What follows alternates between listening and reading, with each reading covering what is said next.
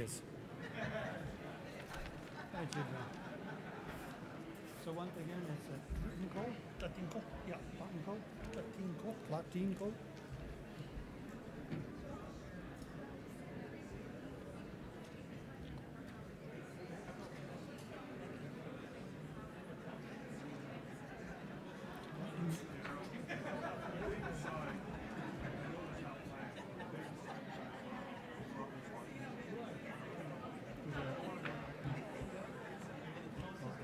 Oh, so followed on this?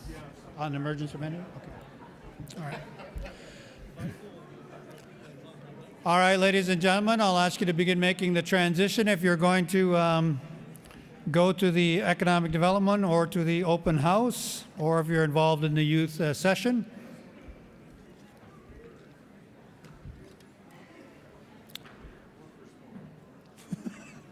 I hear that's not good for you.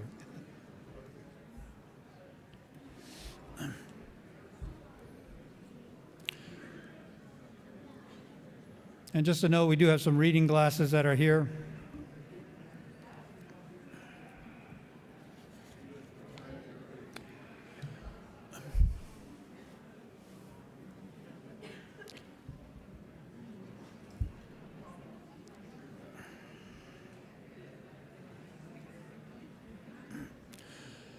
All right, ladies and gentlemen, let's look to reconvene in this session to give our gentlemen the hour that we hope to provide for them before we make the quick transition to the break and then the afternoon workshop. So emergency management and models of resistance. So several times during the session already, the challenge of this year even being in addition to the challenge of last year, dealing with some emergency management issues, particularly the wildfires this year, and then the flooding, of course. That was been a big issue for us. So just in sort of a reflection of that, we have asked these gentlemen to come and talk about sort of their experiences, not only in dealing with that situation, but in sort of the in some ways, the preparation for that, but also the way that they've responded and the system has responded, and the collaborations essentially that are whether they were collaborations or collaborations that were needed to get there. I know I've talked to a couple of them about their experiences and sort of that whole project management approach to making things happen and getting it to happen, on time and in the times that people are expecting. As challenging that may be, they've had some successes there as well. So we'll take them in the order that we have them here. And so we're joined by Chief Rick McLean from the Tahltan First Nation, Chief Larry Newski from Naut'sa First Nation, and Chief Joe Alphonse from the Chilcotin government, and the Platinco First Nation, his nation of which he is also the chief. So please help me welcome Chief McLean.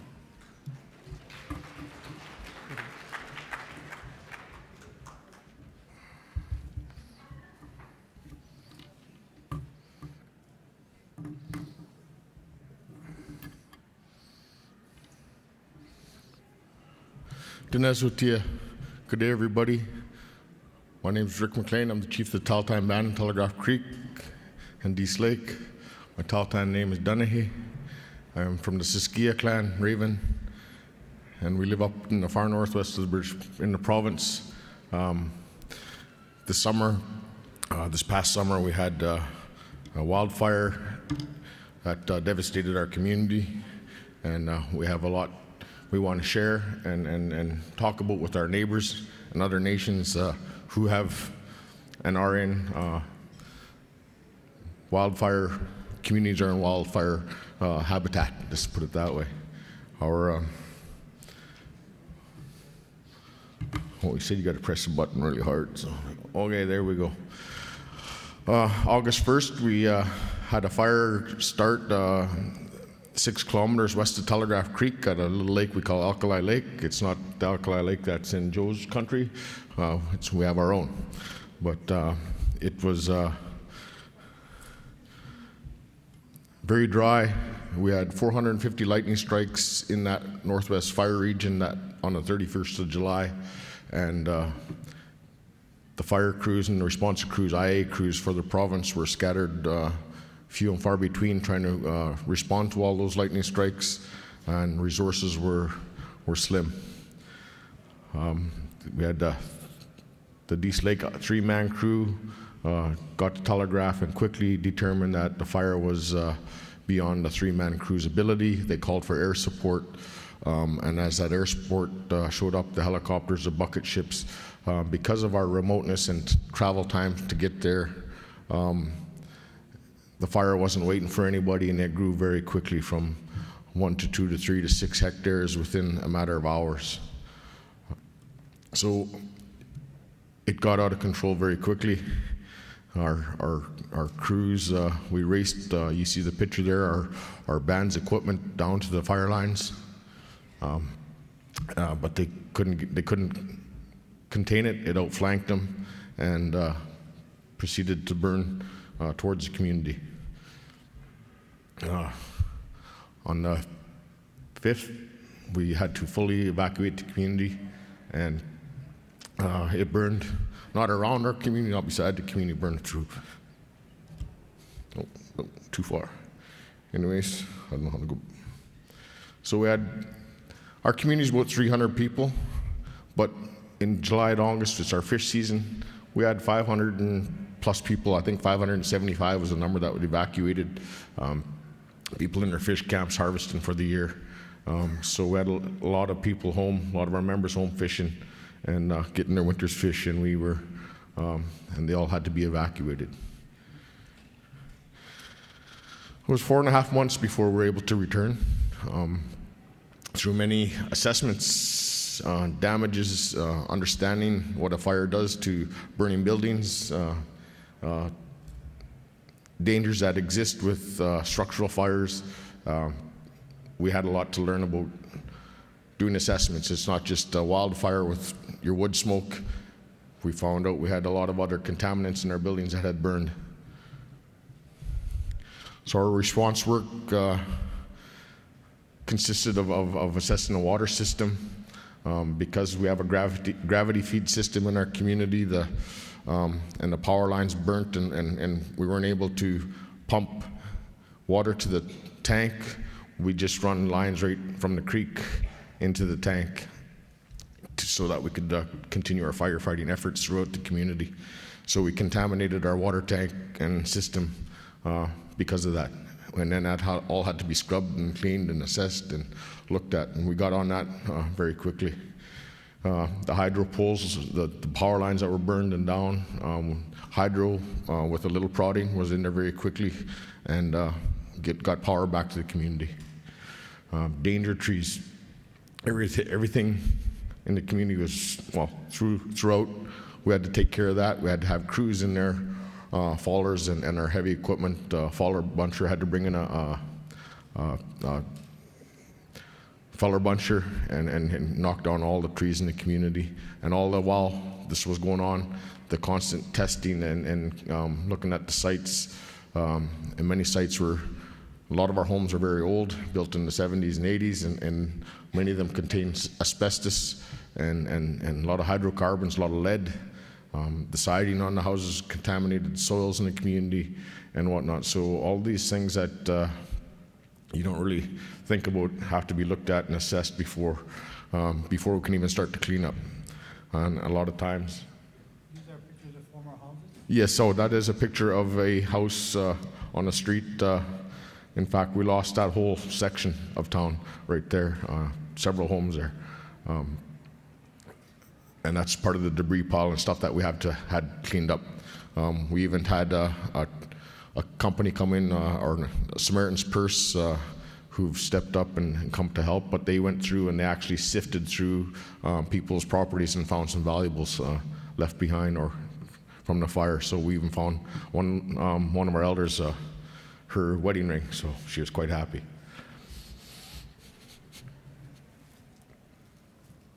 So all these sites need to be cleaned up. Here's another picture of another home in the community. In fact, this guy was our local mechanic, and he did all of our equipment work, and we lost all of that. Which in his yard and his shop and stuff, there are a lot of hydrocarbons and stuff, and we'll have to do further testing in the spring to see what we need to do for remediation there. So it's the largest wildfire to impact a First Nation community in Canadian history, as we were told by Minister Philpott at the time, and it's also the fastest recovery to a wildfire disaster in First Nations history and non-First Nations. So we had a lot of work to do to be able to pull that off, and a lot of that was lessons learned from what's happened in the Chilcotin and in other areas of the province. From the year before, we had a lady who did a lot of the emergency management invoicing. She worked for our central government, and they gladly lent her to us to help us get started with the process of producing the invoices properly the way Emergency BC requires things to be submitted. We had a lesson learned about how that whole process works, and it took our team, and when they showed up, we were already well underway in what we're doing next. My EOC manager, Freddy Louie, who's done a lot of work for us, has had many decades in community planning and building, so when I called her to come and help, she gladly accepted, and we were already well underway with our own process before EMBC and the Regional District and everybody else showed up. So this picture here, you see the big red patch, it's the air tankers retardant, and that's up top above that is the community that burned. We were able to save the historic downtown piece, Telegraph, luckily. And this is looking across town, and you see the fire on the other side. Normally the wind blows from the west, in which it is, and it was blowing constantly through the summer, 30, 40, 50, up to 70 kilometer-hour winds. The fire was still able to burn backwards and downhill for many weeks, and there was just no stopping it. The conditions were driest ever. They say when they hit those aspen stands or poplar stands, the deciduous, that it would slow down. They were wrong. They learned a lesson. It actually sped up. That the dry aspen, the sap in those trees actually created burn like diesel. This is a picture of the western flank of the fire. You can see Alkali Lake down on the bottom there. The fire started on the east side, on the other end of the lake, but the guys put in the fire line. Luckily, this was downhill and backwards, which our crews were able to put a good fire break in. You can see in the upper west side where it did actually cross that creek and it burned up into the valley, but it was a hard-fought battle. It burned the other way very quickly. Some places it was going up to 1 kilometer an hour burning. With all those lightning strikes, there were several fires in the region. 4 of them turned into one. You can see another fire that's way off in the distance. That's the one that was one that merged with the Alkali fire, the Muddy Lake fire, and we essentially ended up with 120,000 hectares of fire burned in and around the community. And where we're situated, the road out 30, 40 kilometers out to Dease Lake on that road, the fire was burning there for several weeks. After we had several road closures, even though the community of Telegraph had already burned through, we still had many road closures and firefighting going on the road. Our other reserves, our reserve number 1, a lot of our fish camps were burnt out towards Dease, so it was a tough job being at the end of the road there, and having that one way in, one way out had plenty of difficulties getting crews back and forth every day. In the past, our ancestors used fire to do habitat burns, to do safety burns, and we managed fires for thousands of years. And in the past 100 or so, the current forest management practices suppressed all of those fires, and we ended up with a large fuel load and put us in the predicament we're in now. So what we've experienced and what we want to do is prepare and share our experience with our neighbors and help make sure that our communities are well prepared for these type of disasters. This is a picture actually of the day, August 5th, when we had to evacuate. This is from the old downtown park, looking up, and you can see up all on top was the community. Planning, preparing is essential. Understanding the effects of climate change is key. I know our climate has been changing since the planet's been here, but I think a lot of the stuff that man does contributes to the speeding up of that process, and we need to really understand how to mitigate and plan for a changed world in many of our areas. Community emergency planning, fire smarting, land planning, community planning, and planning with other agencies. It needs to take place.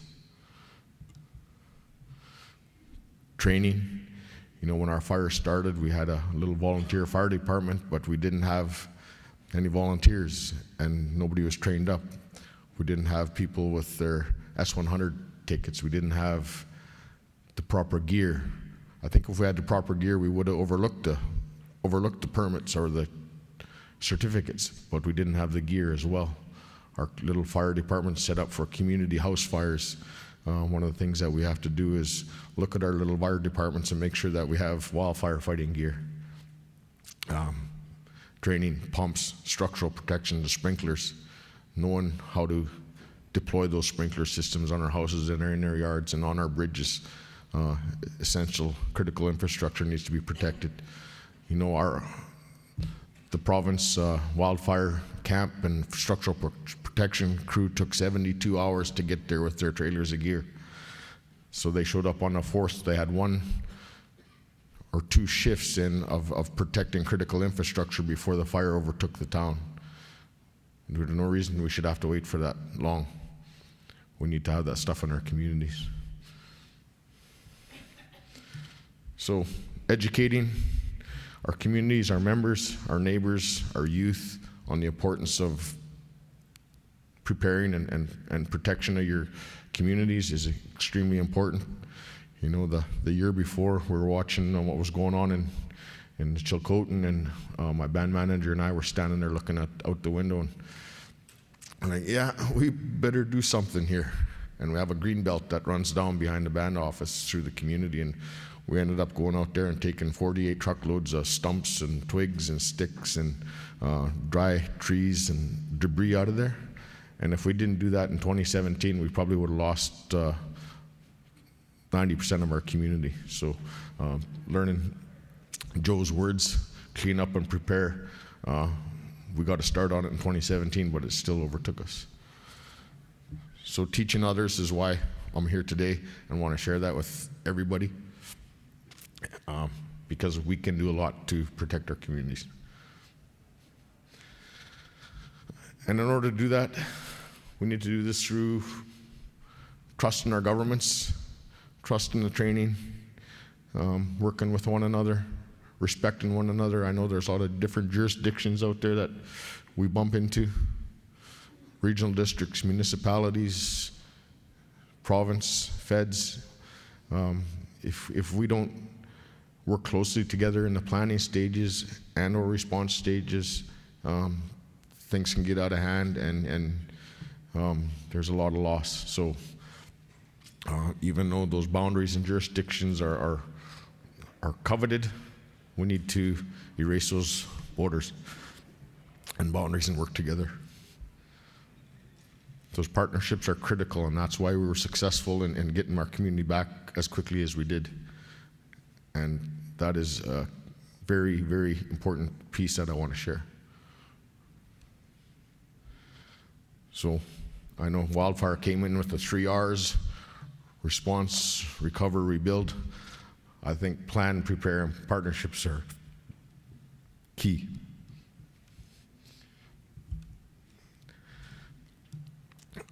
Our success in mitigating future disasters depend on those 3 P's. We need to stretch policy. As it is, general guidelines, right? So there's ways to make that piece work in many fronts and many ways, work on legislation so that we can have the proper funding and resources in our communities, and then get over the jurisdictional boundaries and work together. Thank you.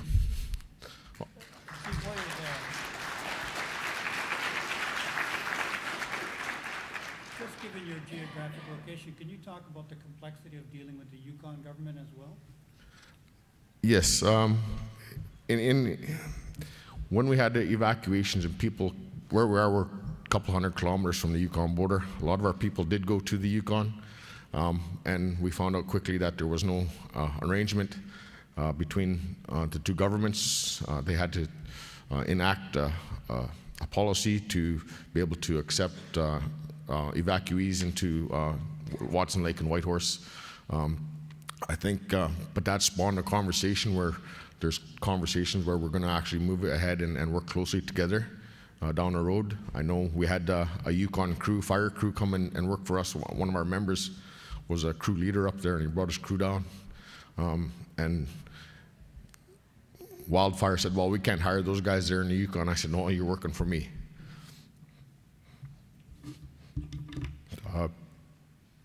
Those 8 trailers we bought, we put people in, we bought 8 trailers from Burns Lake there as a temporary measure while homes are going to be rebuilt. We have a lot of work to do. I mean, we call this the response phase. We just finished, and we're going into the rebuild recovery planning phase. So we have a lot of work to do to get new homes built.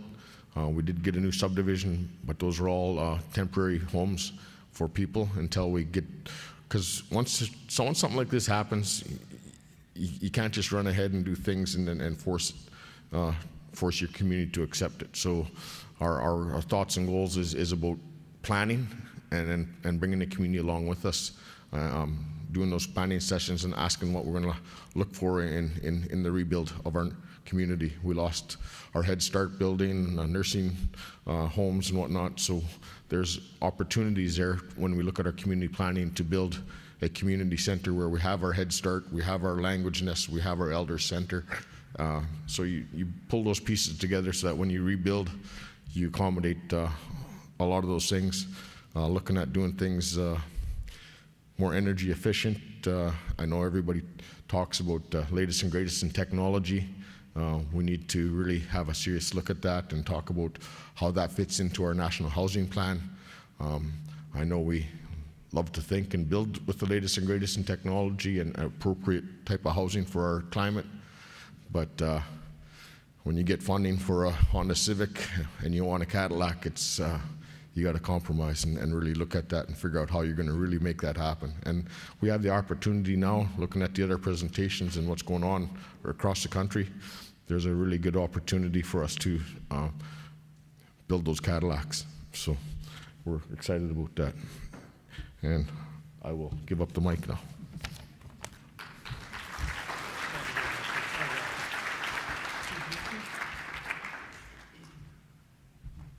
Please help me welcome Chief Newski.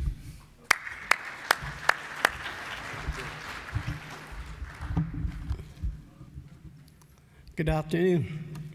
My name is Larry Newski. I'm the current elected chief for Naut'sa End. Crazy thing, we change every 2 years. Just start.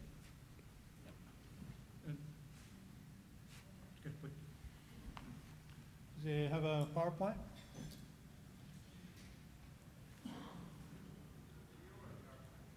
Did you give it to him, or Yeah. did they have it back there? Yeah. Okay. Bill? There we- No, that's Joe That's Cohen. Joe. That's next. We Maybe have not. a technical difficulty. Oh, there it is. I have it now. Just Go ahead and then they'll catch up. Naut'sa territory comprises of 500,000 hectares of land, of which we have 87 lakes with 37 creeks and streams of various sizes. The 4 wildfires that decimated the Naut'sa territory were Shovel Lake Fire, Island Lake, Foster Lake, Dog Creek wildfires burnt an estimated 22% of our traditional territory. Naut'sa would then report trial by fire on the Shovel Lake wildfire, reported the historical change of fire severity.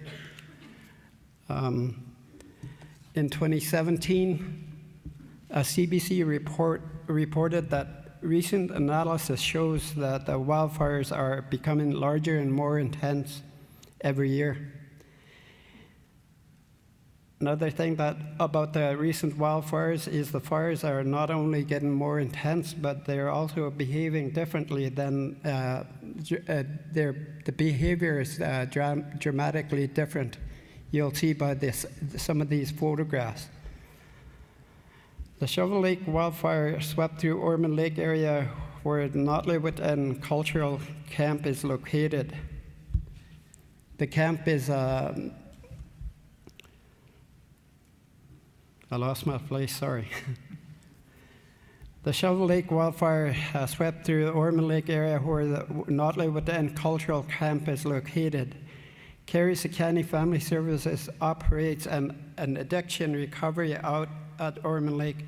I'm sorry, there's a couple, 7 pictures that didn't show up on my video. We were fortunate that we didn't lose too many of our cabins at the cultural camp.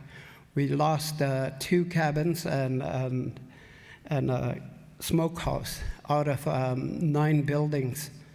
And talking about the erraticness, this building here you see there, there should have been 2 other cabins on each side of that building.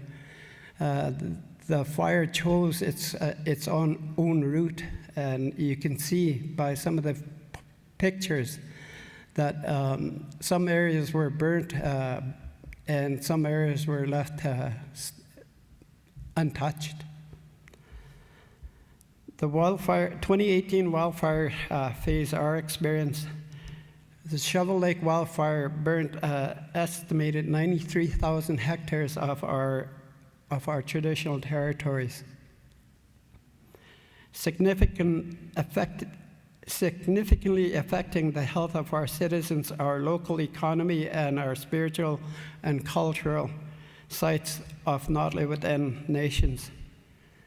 Additionally, the anguish and the stress of being evacuated outside their homes, our elders and community members experience the loss of a great part of our traditional territory, including very important spiritual sites and cultural buildings.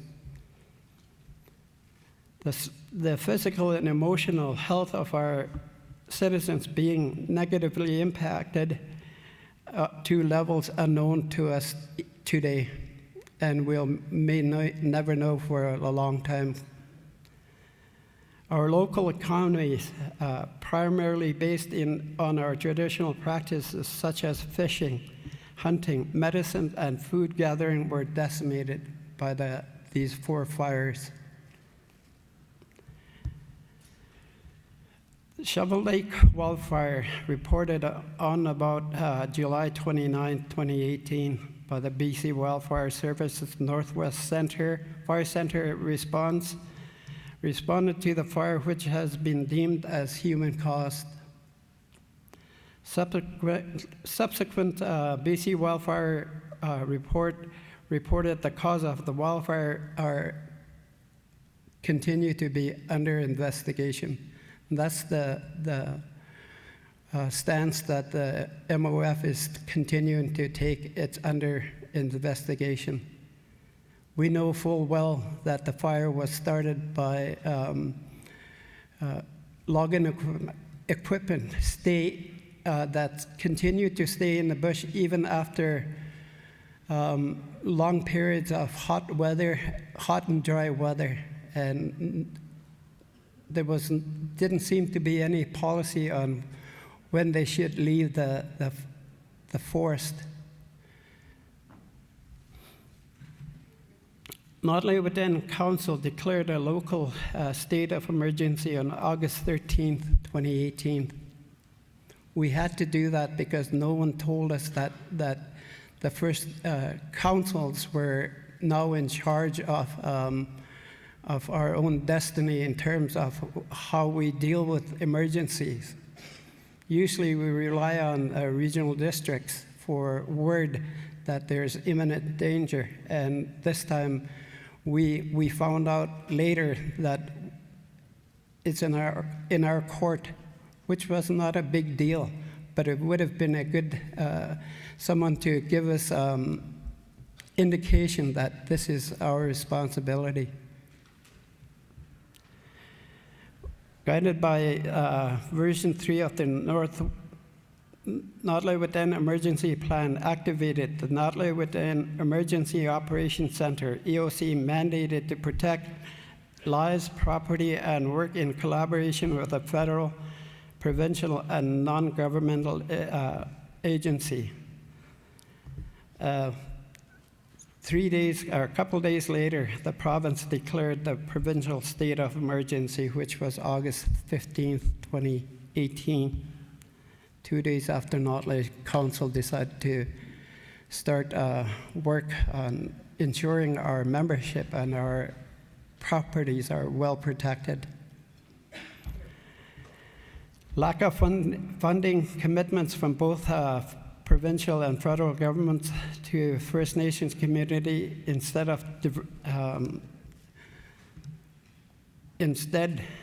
diverted responsibility to non-governmental organization and volunteer groups, and many lack experience or resources to undertake the massive response to First Nations recovery needs. Managing recovery activities during the 2017 was challenging to affected First Nations due to the lack of coordination and disjointed system of organizational structures. After the fires of 2018, the recovery and organizational system is still not improved. Our recommendation is provide adequate levels of funding to BC First Nations to respond to any emergency. Not only fires, but flooding and what other emergency that may emerge from the location that we live. Clearly identify emergency resources being provided to BC First Nations, including contingency fund provided by BC and Canada for emergency response and recovery. Ensure provincial government implement the 108 recommendation addressing the new normal 21st century disaster management in BC, submitted in 2017 by Chief Maureen Chapman and Minister Abbott. I believe the province had announced something a couple months ago, which was just a little bit too late for the Naut'sa Within. And in terms of recovery, ensure your community is fully involved in the ecosystem recovery planning, which will usually be initiated by Ministry of Forest. The problem there is that we see is the Ministry of Forest will only mandate is economics, and there is no ecosystem interest in First Nations, or there's no economic First Nations interest in that. We need to ensure ourselves that there's going to be, the First Nations are full participants in recoveries, whatever form that it may take. So with that, thank you for listening to me.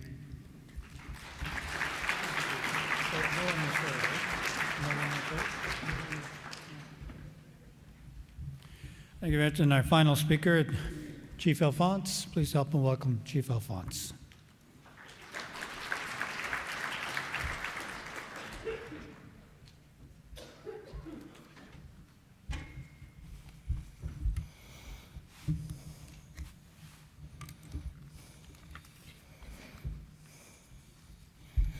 John Allian, the what's a Naut'sa.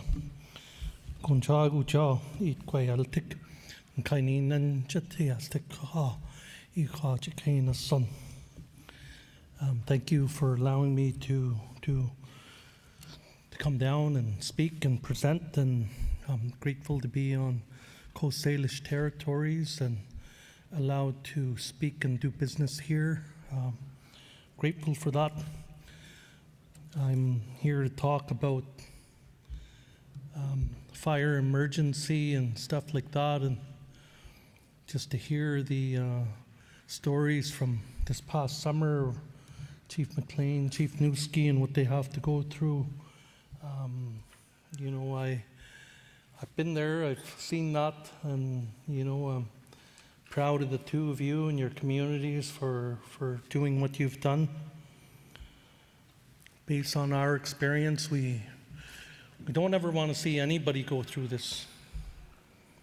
But in today's day and age, and global change, climate change, and not all on climate change, but a lot on forest mismanagement. The mismanagement of our territories has really led to a lot of this stuff. We in the Chilcotin, it's dominantly lodgepole pine. And if you look that up in the science book, it'll tell you that lodgepole pine is actually fire dependent. Fire is actually part of the ecology, life cycle of lodgepole pine. We live right in the middle of that. My first job as 14 years old, I was very fortunate as a 14-year-old. I was the height that I am now. I was maybe just a little bit skinnier. That was my first job, and I remember my late Uncle Raymond took me out on, and he showed me. And he said, when you're working, this is what you do. You leave sign behind you that you were working, that you weren't sleeping. You don't sleep on a fire, you might get burnt up, he told me. I remember them talking, just round tables, and they talked about the days when they would fight fire on horseback and run their horse down to the creek, down to the river, and fill buckets up. And so that's part of who we are. We know fires. 2003, the Chilco Lake fire. As a result, we established a unit crew, firefighting crew out at Alexis Creek, the Ravens. Majority of those firefighters, and some of them probably in this room. 2009, 2010, as a young, inexperienced chief, evacuated from those communities, from those fires, followed the evacuation order, did the research, didn't like the response, didn't like the feeling, having somebody else look out for your best interests, your community. We poured a lot of financial resources into training firefighters. We can probably put up, I think throughout the 2017 fires, we had something like 120 firefighters employed. And you can do all of that stuff, preparation, and just can't stress the importance of every community needing to prepare. You can never be prepared, and even when you think you're the most prepared Indian, that fire and disaster like that will hit you so hard and so fast. So we were very fortunate. We had an experienced team. We went through all of that, and I think looking back now, there's the thing that I have to just stop and think, and that really stands out. And number one was how we had to justify that we're qualified to to do this work. 400 firefighters that we've trained. I guarantee you, I can put together a firefighting team that'll outwork any firefighting team in British Columbia today. I'll put money on it. But yet, when the fires hit and the province comes and they're the authority, we're the experts. They're also the same that provided a lot of the training, and yet they're standing there. Are you guys even qualified? Do you know what you're doing? It got to the point where I told them this. You bastards are the ones that actually train our crews. And if you're not going to recognize our crews, I'm going to escort your whole firefighting crew right out of the Chilcotin.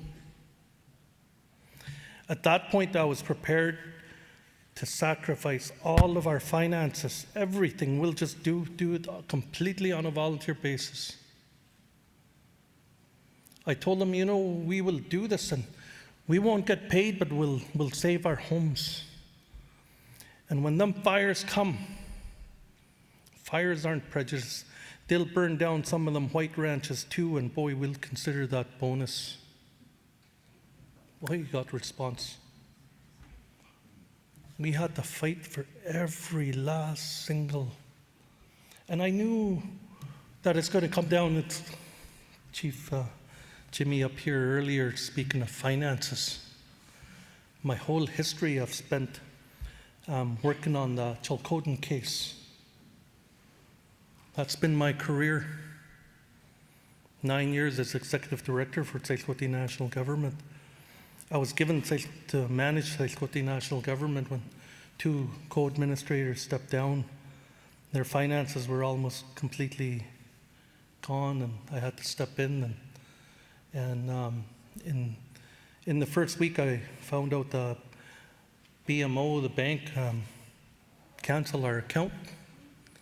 It's like, holy cow, how are we going to pay everybody?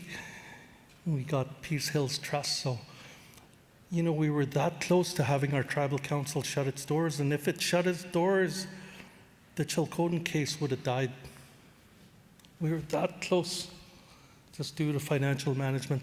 I rescued TNG financially, now one of the strongest financial organizations in Williams Lake. Tsilhqot'in Forest Products, $200,000 deficit. At the end of the 5-year contract, we had $850,000 profit. Punky Lake Wilderness Camp Society. 2 law firms told our chiefs to cancel, to just walk away. They're so far financially gone that there's no way of recovering. It's still operating today. Alexandria Steel Law, they went 12 years without funding. I got funding back into their community, and I act as co-manager. Unicity Health Department, I did third-party management for them. So I know the importance of finances. So right from the get-go, I said I have, and I'm fortunate that I have an actual accountant. And we better prepare everything as if we're going into forensic audit, because government, province, and everyone else are going to question you on every last single piece, because you're demonstrating self-government. They don't want to believe that we as First Nations can take care of ourselves. But I'll tell you this much, if we had the financial resources that they had, the fires in 2017 in the Chilcotin wouldn't have grown half as large as they let it go. We spend most of our times on the fires just standing, watching, when we should have been out there fighting. They let our guys start fighting fire about 2 o'clock every day, right in the middle of the heat of the summer, when we should have been out there 5 o'clock every morning when the fire is at its weakest. So if you're going to be, and you're going to be there, be prepared. Start preparing right now if you don't have a plan. Get your emergency response center policies. Make sure you're set up, because it's an act, the very first thing the RCMP come in and, they threatened to remove our children. They couldn't handle it. It's like, where are you guys going to, so we're not leaving.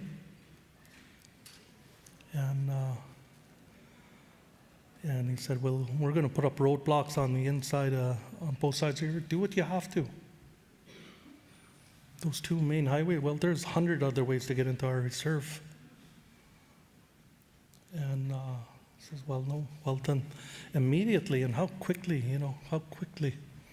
we're gonna bring in the Ministry of Children, because children can't make educated decisions. I said, well, in that case, we'll just put up roadblocks on the inside of your roadblocks.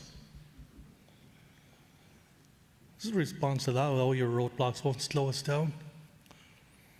I was like, well, maybe not, but bullets flying past your head, I guarantee you'll turn around. So we used the media. That hit the media, and we had to play that up as much as we can, because we're in a rural area. That forest fire in Kelowna, shit, that wasn't even a fire, grass fire. Water bombers, wow. The army. We're out there in the middle of nowhere. I didn't see one water bomber that whole summer.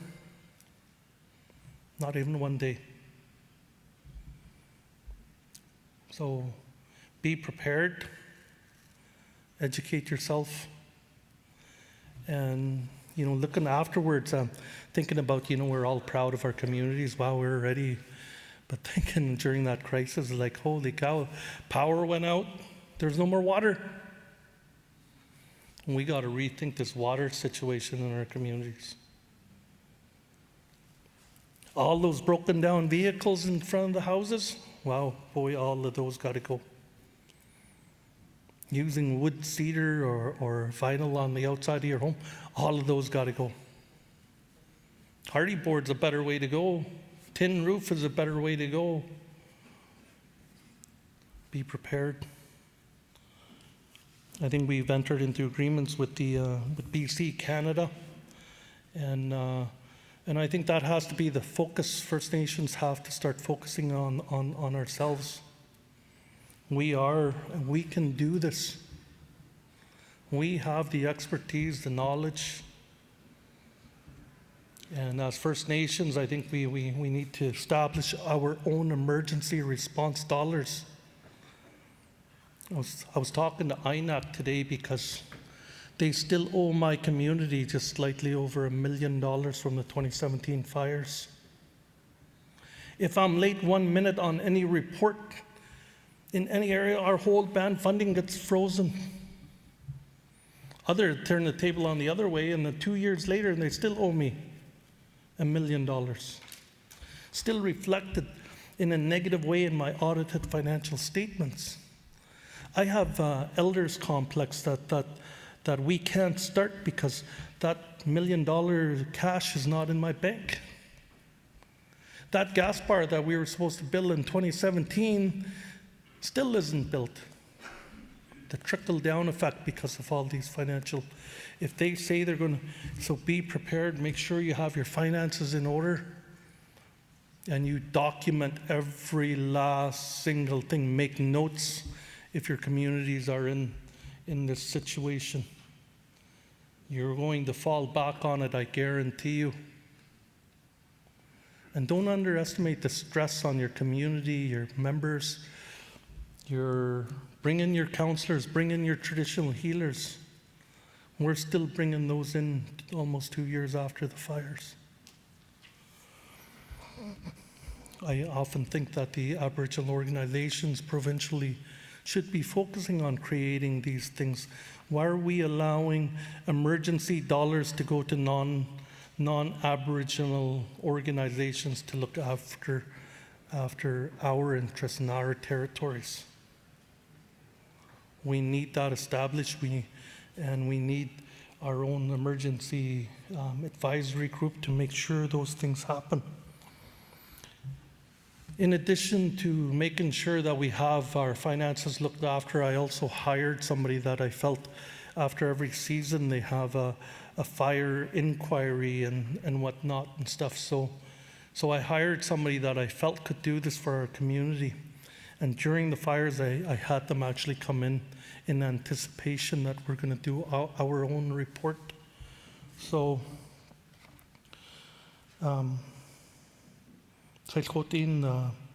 with our agreement with Canada and BC, we got the funding provided. So we will be releasing our report next week, and that speaks to all of the experiences that we had during 2017, and furthermore the recommendations that we've seen in our community, in all of our Chilcotin communities. So be prepared, and as First Nations, don't have the confidence. Put the time into your crews, train, equipment, and believe in them.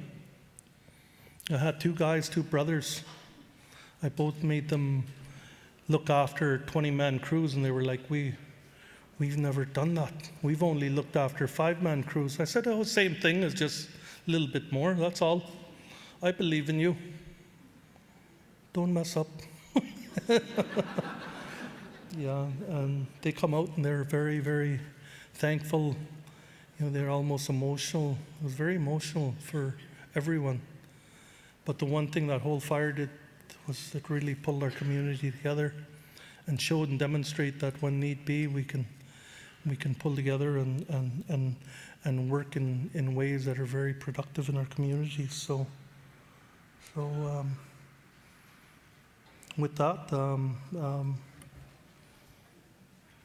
just one last point. Going through that in 2017, I think just about every First Nation community that went through fires contacted me this summer.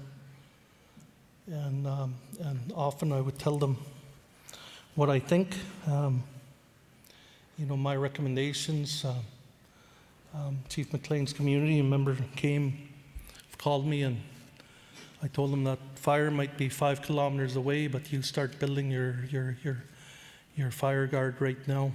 Bring in a bulldozer, 2 blade width, 100 yards in front of it, build another fire guard, and everything in between, burn it off.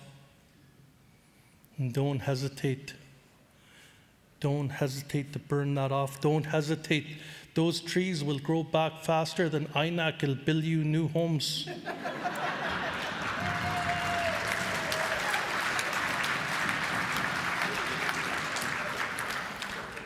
Chief Newski's community, a fellow I grew up with, was there running one of their fire crews, and he called me at home. He wanted me to Facebook me.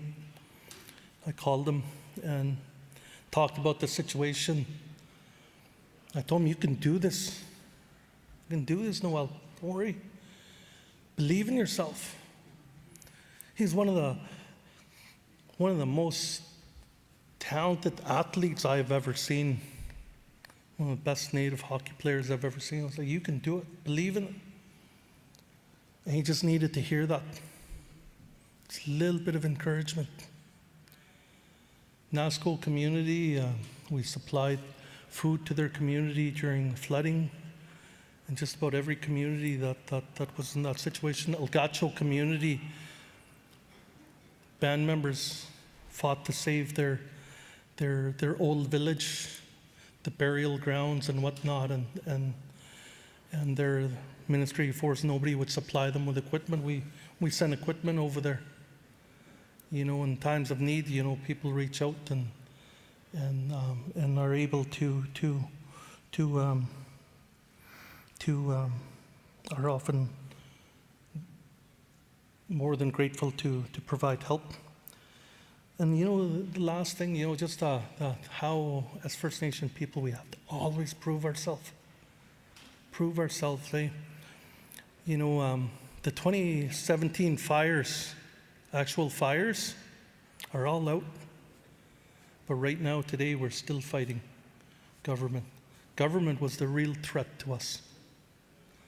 And I keep thinking of those guys that would run into our community and always, do you know what you're doing? Do you have an emergency plan? Well, it's so annoying, eh? I'd get annoyed with these people, eh? I would tell them, oh yeah, we got a plan. What's your plan? I said, we cut logs 6 feet long. Got 100 of them tied up, and we have it all along the riverbank. After a moment, they're still a little puzzled. Why do you do that? It's when that fire is going to come before it burns us, we're all going to run down to the river. We're going to take the babies and we're going to tie them to the logs like that, and then we're going to push the logs out. Elders, next. Then the chief. Not worried about the rest. So anyway, that's a little bit of fun that I used to have with government people. Again, we're releasing our own fire report. If you have a chance next week, take it out. We're more than willing to help any community provide any advice. So be prepared and have confidence.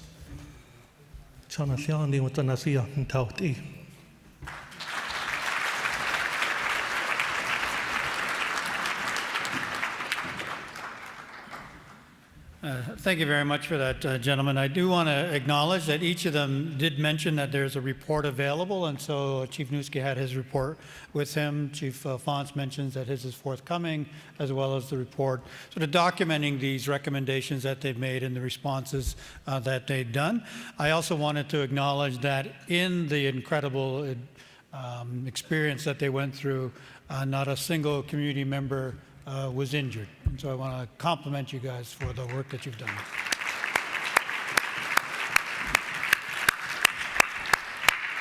So they are available. I know we've been pushing our days. We're at 5 after, so we will take the break. Of course, our gentlemen are available, the chiefs are available for conversation as you need to.